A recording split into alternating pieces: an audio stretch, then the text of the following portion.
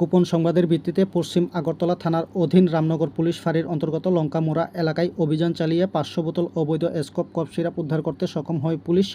শনিবার দুপুর আনুমানিক 1টায় পোস্ট অফিস চৌমুহনীস্থিত পশ্চিম আগরতলা থানায় জানায় পুলিশ। এই সময় পশ্চিম আগরতলা থানার ওসি পরিতোষ দাস সংবাদ মাধ্যমের মুখোমুখি হয়ে বিস্তারিত জানাতে গিয়ে বলেন, গতকাল গোপন সংবাদের ভিত্তিতে রামনগর পুলিশ ফাঁড়ির অন্তর্গত লঙ্কামোড়া এলাকায় অভিযান চালিয়ে 500 বোতল অবৈধ স্কপ কফ সিরাপ উদ্ধার করতে সক্ষম হয় পুলিশ। পাশাপাশি এই বিষয়ে বিস্তারিত জানান তিনি সংবাদ মাধ্যমের মুখোমুখি হয়ে।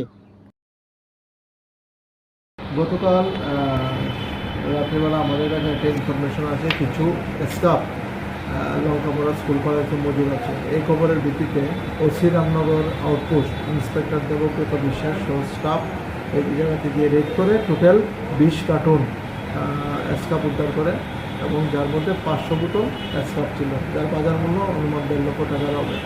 এই বিষয়ে আমরা 157 সিআরপিসিতে একটা তদন্ত শুরু করেছি ওনারশিপ এস্টাবলিশ করার জন্য। কোনো মালিক বা কে বা রাখে এখন পর্যন্ত মালিক এস্টাবলিশ হয়নি, কিন্তু সন্দেহের তালিকায় অনেকে আছে। আমরা ইনভেস্টিগেশনের সাথে এগুলো আমরা প্রকাশ করতে পারবো না।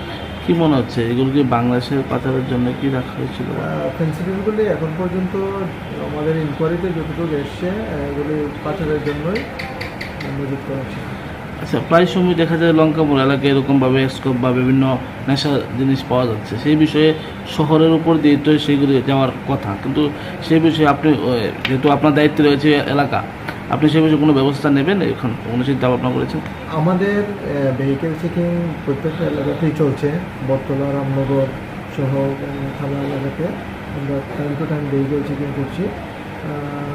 এর মধ্যেও আমরা কিছুদিন আগেও একটা বাইক সহ 10 কেজি গাঁজা আমরা আটক করতে সক্ষম হয়েছি। তাছাড়া কিছুদিন আগেও আমাদের একটা গাঁজা বিরোধী অভিযান করে টোটাল আমরা 36 কেজি গাঁজা উদ্ধার করেছি, যেগুলো পাচারের উদ্দেশ্যে রাখা ছিল। আমাদের চেষ্টা থাকবে এগুলি ধরার জন্য।